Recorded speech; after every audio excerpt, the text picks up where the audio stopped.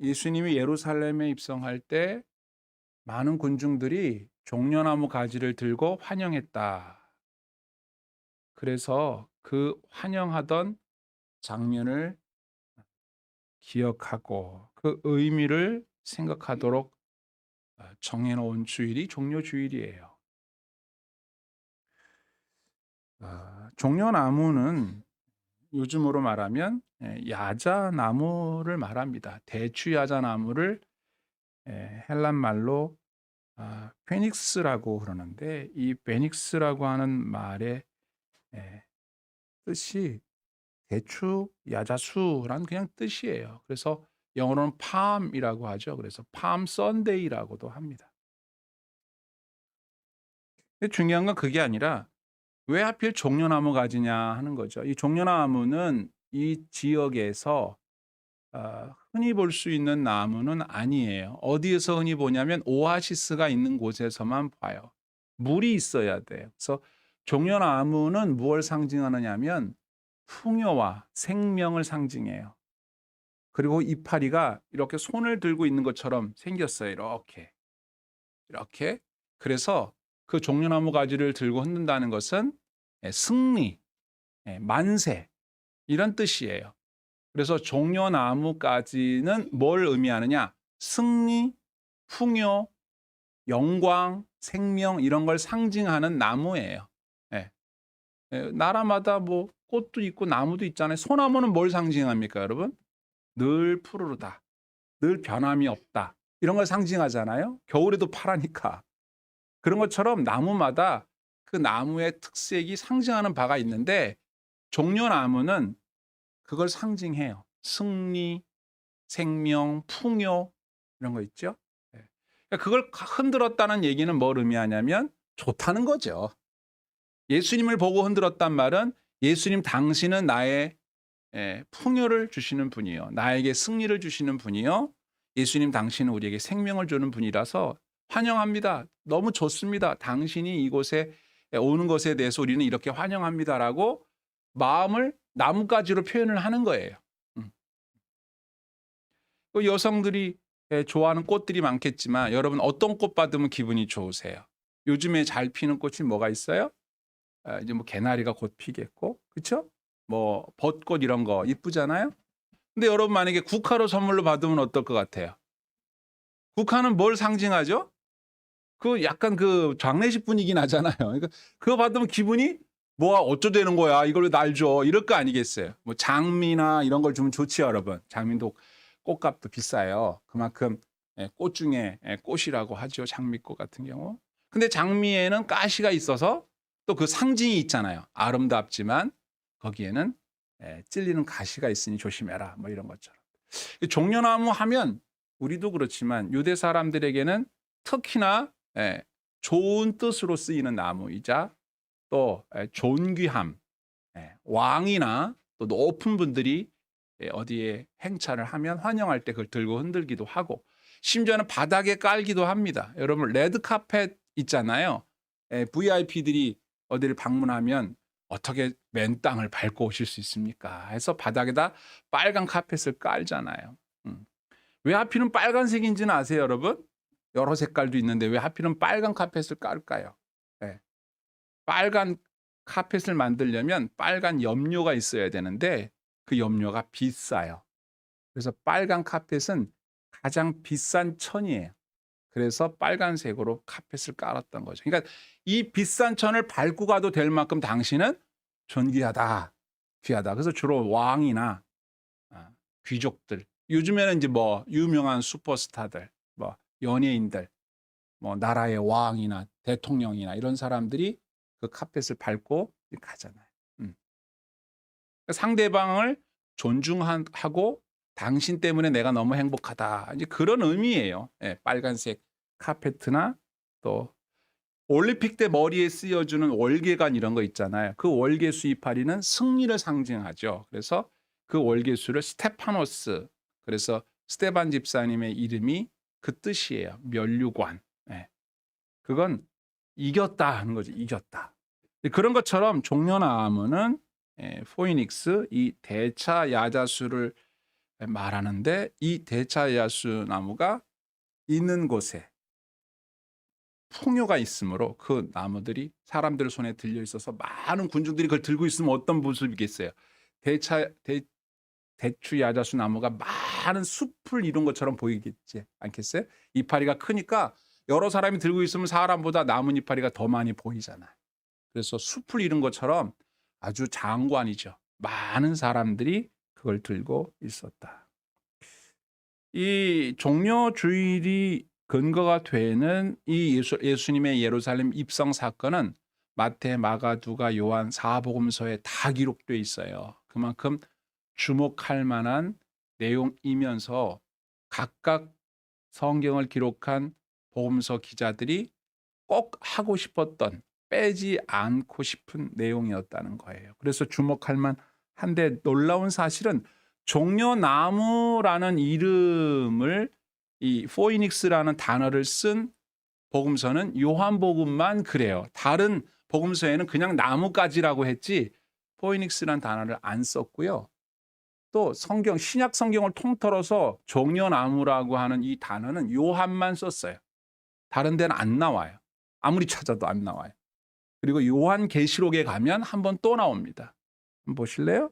요한계시록, 이것도 요한이 쓴 거니까 요한계시록 7장 9절, 이 일 후에 내가 보니 각 나라와 족속과 백성과 방언에서 아무도 능히 셀 수 없는 큰 무리가 나와 흰 옷을 입고 손에 종려가지를 들고 보좌 앞과 어린 양 앞에 서서, 아멘, 서서, 그 뒤가 뭔지 기억나십니까 여러분?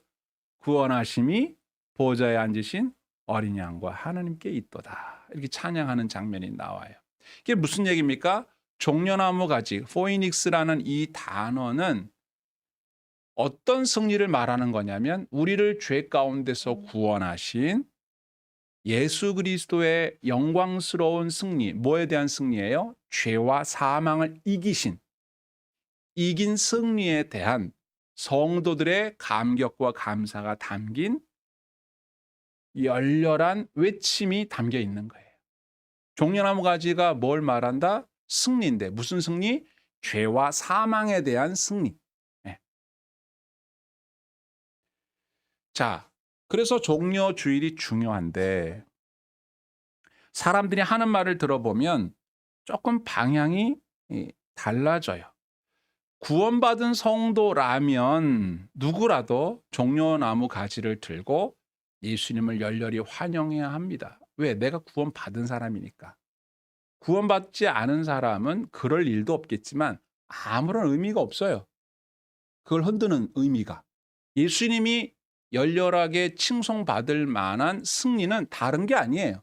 죄와 사망에서 구원하신 승리거든요. 죄 사함을 받지 못한 사람은 여기에 대한 감격이 없기 때문에 이럴 리가 없어요. 신자라면 누구나 다 마땅히 종려나무 가지를 들고 예수님을 찬양하고 열렬하게 환영해야 하는데 이미 종려주일은 오늘 맞고 있지만 우리는 종려나무 가지가 없어요. 없다고. 그리고 이미 예루살렘 입성 사건은 지난 과거잖아요.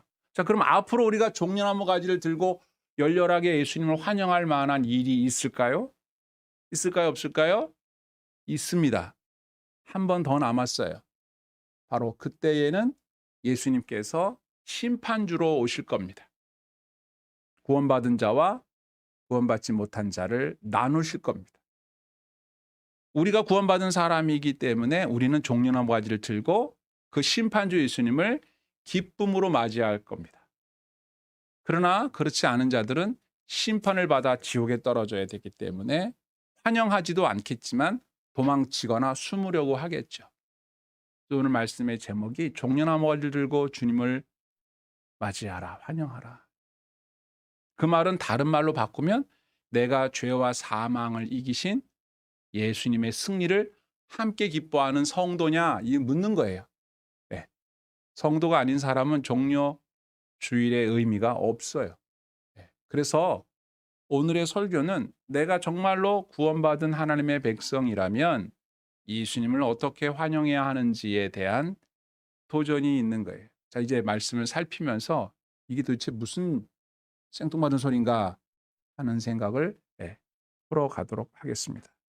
예수님이 사람들에게 환영받을 때에 예수님의 모습은 어떠했으며 사람들은 예수님을 어떻게 환영했고 어떤 말을 했는지 성경은 우리에게 이렇게 전하는데요. 12절에 그 이튿날에는 명절에 큰 무리가 예수께서 예루살렘으로 오신다는 것을 어떻게 해요? 듣고 종려나무 가지를 가지고 맞으러 나가 외치되 호산나 찬송하리로다 주의 이름으로 오시는 이 곧 이스라엘의 왕이시여 하더라. 아멘.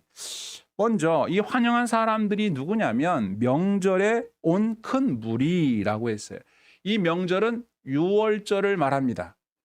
유월절은 1년에 한 번 있는 명절이고 유월절이 되면 모든 유대인들 하나님을 섬기는 모든 유대인들 이스라엘 사람들은 어디에 살든 무조건 예루살렘으로 와야 합니다. 예루살렘 성전에 와서 하나님께 양을 제물로 바치는 제사에 참여해야 돼요. 유월절 양. 그래서 사람들이 각지에서 모여온 거예요. 예루살렘에 살고 있는 사람보다 더 많은 사람들이 예루살렘에 모여들었습니다. 아주 시끌벅적 바글바글했어요. 여러분 이 중에 기억나는 사람 예수님 십자가 대신 지고 갔던 구레네 시몬도 바로 이들 중에 속한 사람이에요. 명절이 되면 명절 전후로 사람들이 예루살렘에 바글바글합니다. 그래서 숙박업소들이 대박치는 그런 시즌이고요. 또 양도 엄청 많이 팔리고요. 비둘기도 많이 팔리고 제사장들이 이때 엄청 바쁘죠. 유월절 명절을 맞이해서 사람들이 바글바글한 그 시즌입니다. 그때에 온 많은 무리가 있었는데 예수님이 예루살렘으로 오신다는 소식을 들었습니다. 그럼 사람들이 예수님을 보고 싶어 했겠죠. 왜? 그 당시만 하더라도 예수님에 대한 소문이 아주 많이 퍼져 있었습니다. 기적을 행하시고 또 종교 지도자들을 책망하는 아주 센 발언도 하시고 또 약한 이들을 많이 사랑해 주시고 오병이어 기적을 비롯해서 물고기 잡은 사건 등등 예수님이 행하신 일들에 대한 많은 소문이 퍼졌기 때문에 예루살렘에 살고 있지 않던 갈릴리나 유대 지방에 살고 있지 않던 외국에 나가 살고 있던 사람들도 와야 되거든요. 그런 사람들은 정말 한번 이번 기회에 보고 가고 싶었던 거예요. 예수님 한번 얼굴 한번 보자. 최근 들어서 예수님에 대한 소문 중에 어떤 사람이 죽었다 살아났는데 그게 바로 예수님이 살려냈단다. 이런 소식이 많이 퍼져 있어서 여러분 생각해 보세요. 어떤 사람이 죽었는데 그것도 사흘이나 지났다가 무덤에서 사람이 걸어 나왔다고. 근데 그게 진짜라고 봤다고. 많은 사람들이 막 얘기를 하면 확인해 보고 싶은 마음이 있지 않겠어요? 그런 상황이었던 거예요. 이 분위기가. 그래서 이 사람들이 예수님에 대해서 호기심에다가 플러스 혹시 이분이 우리가 기다리는 메시아 아닐까 하는 생각을 이제 하게 된 거죠. 그래서 많은 사람들은 예수님이 메시아일 거라고 확신을 해서 종려나무 가지를 들고 나왔는데 제가 서두에 말씀드린 것과 다른 의미의 종려나무 가지를 들고 나온 거예요. 승리는 승리인데 그들이 말하는 승리는 죄와 사망에서의 승리가 아니에요. 그들이 말하는 승리는 뭐냐면 지금 로마의 식민지로 살고 있는 우리를 해방시켜줄 위대한 왕, 하나님께서 구약에 이미 약속하신 메시아, 그 메시아가 예수가 아닐까. 또 많은 사람들이 확신을 하고 있었기 때문에 분위기에 휩쓸려서 종려나무 가지를 막 들고 나오게 된 거고. 또 한 가지는 예수님이 예루살렘에 하필 이 명절 타임에 맞춰서 온다는 것은 정말 호재죠, 호재. 사람들이 많으니까 혁명을 일으키기에 좋아요. 다수의 사람들은 종교 지도자들을 싫어해요. 그들은 로마에 이렇게 빌붙어서 자기의 기득권을 유지하기에 바빴고 거기에 또 한술 더 떠는 세리 같은 사람들, 같은 동족의 피를 빨아먹는 나쁜 놈들이었고 언젠가 한번 대혁명이 일어나야 하는데 이거 언제 세상이 뒤집어지나 이런 분위기였단 말이에요. 그런데 그때 혜성같이 나타난 예수님이 많은 제자들과 함께 그 당시 12명을 이끌고 다녔으니까 제자들과 함께 언젠가 예루살렘으로 입성하는 날이 올 것이다. 저 시골 나사렛이나 갈릴리나 이런 데서만 머물고 있던 예수님이 예루살렘을 향하여 올라오고 있다는 소식을 들은 거예요. 왜 도성에 왜 오겠어요? 한번 뒤집어 엎으려고. 실제로 예수님이 예루살렘에 입성한 이후에 처음으로 하신 일이 성전에 가서 뒤집어 엎은 거거든요. 여러분 아시다시피 막 비둘기 파는 자들, 뭐 돈 바꾸는 자들 다 뒤집어 엎으면서 심지어는 이 노끈으로 채찍을 만들어서 막 훌러 엎었단 말이에요. 그리고 왜 아버지의 집, 기도하는 집을 강도의 소굴로 만들었냐고 한번 난리가 났어요. 사람들은 더 확신하는 거예요. 야, 이게 제대로 한번 혁명이 일어나겠구나. 그런 분위기가 깔려져 있었어요. 그리고 이 사람들이 외치는 말을 들어보면 호산나 이럽니다. 호산나. 여러분도 오늘 찬양할 때 호산나 나왔잖아요. 호산나는 히브리 말로 우리를 구하소서라는 말이에요. 딱 그 말이죠. 우리를 구해달라는 말이 어디로부터 구해달라는 거예요? 여러분의 찬송은 죄와 사망으로부터 구해달라는 말이겠죠. 여러분 찬양은 우리는 아니까. 근데 이 사람들이 말하는 호산나는 죄와 사망이 아니라 로마의 압제로부터 구해달라는 말이에요. 당신은 왕이니까 우리를 구해야 될 책임이 있어요. 지금 있는 헤롯은 우리 왕 아니야. 저거 나쁜 놈이야. 로마의 앞잡이야. 우리 왕은 다윗의 후손으로 오시는 분 중에서 태어난다고 분명히 예언되어 있으니까 우리가 기다리는 왕은 반드시 오실 거야 라고 기다리고 있었는데 기다리던 마음에 이런 말을 뭐라고 그래요? 울고 싶은데 누가 뺨을 딱 때려준 거야. 울고 싶은데. 그냥 울기는 뭐 했는데 딱 예수님이 나타난 건데 그 예수님이 어떤 분이에요? 말씀을 잘하실 뿐만 아니라 많은 사람들을 깜짝깜짝 놀랄 만한 기적을 막 일으킨단 말이에요. 그럼 뭐 그건 100%다 이렇게 생각한 거죠. 그래서 예수님을 향해서 당신이 우리 왕입니다. 호산나 우리를 구하실 때가 됐는데 우리를 구하십시오. 만세 뭐 이러면서 예수님을 향해서 이렇게 찬양을 하는 겁니다. 성경 그대로 호산나 찬송하리로다. 주의 이름으로 오시는 이 곧 누구요? 이스라엘의 왕이시여. 예수님을 왕이라고 불렀어요. 예수님 왕 맞죠? 예수님이 이 땅에 왕으로 오신 거 맞아요. 근데 이 사람들이 바라는 왕은 로마와 싸울 왕을 말하는 거예요. 빌라도하고 한판 붙을 왕을 바라는 거고 로마 군대를 싹 몰아내고 이 땅에 다윗의 왕국을 이어갈 다윗의 후손으로서의 메시아를 간절히 열망했단 말이에요.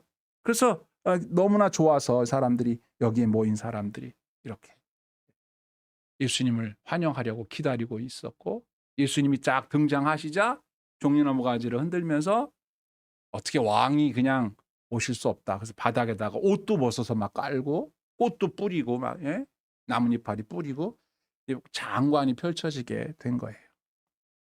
그리고 예수님이 들어오실 때 나귀 새끼를 타고서 천천히 느릿느릿 들어오신단 말이에요. 이것도 역시 구약의 예언의 말씀이 생각나게 되는 장면이었는데 본문 14절에 보면 예수는 한 어린 나귀를 보고 타시니 이는 기록된 바 시온에 따라 두려워하지 말라. 보라 너의 왕이 나귀 새끼를 타고 오신다 함과 같더라. 아멘. 예언이 되어 있는 대로 그대로 오시잖아요. 나귀를 타고. 틀림없다. 우리가 기다리던 메시아가 맞다. 이 말은 스가랴 구약 성경 스가랴 9장 9절의 말씀을 그대로 인용한 것인데 이 말씀이 성취되는 순간이었어요. 보세요. 스가랴 9장 9절. 시온에 따라 크게 기뻐할지어다. 예루살렘에 따라 즐거이 부를지어다. 보라 내 왕이 내게 임하시나니 그는 공의로우시며 구원을 베푸시며 겸손하여서 나귀를 타시나니 나귀의 작은 것 곧 나귀 새끼니라. 아멘. 유대 사람들은 구약의 말씀들을 잘 알아요. 뭐 토라를 어릴 때 그냥 외우고 막 이러니까 이 사람들은 구약의 말씀들을 너무너무 잘 알아요. 예수님을 보자. 이건 틀림없다. 틀림없다. 아까 말씀드린 호산나 구원하소서라는 말씀도 시편 118편 25, 26절의 말씀을 인용한 건데 이 또한도 유대 사람이라면 다 아는 말씀이에요. 보세요.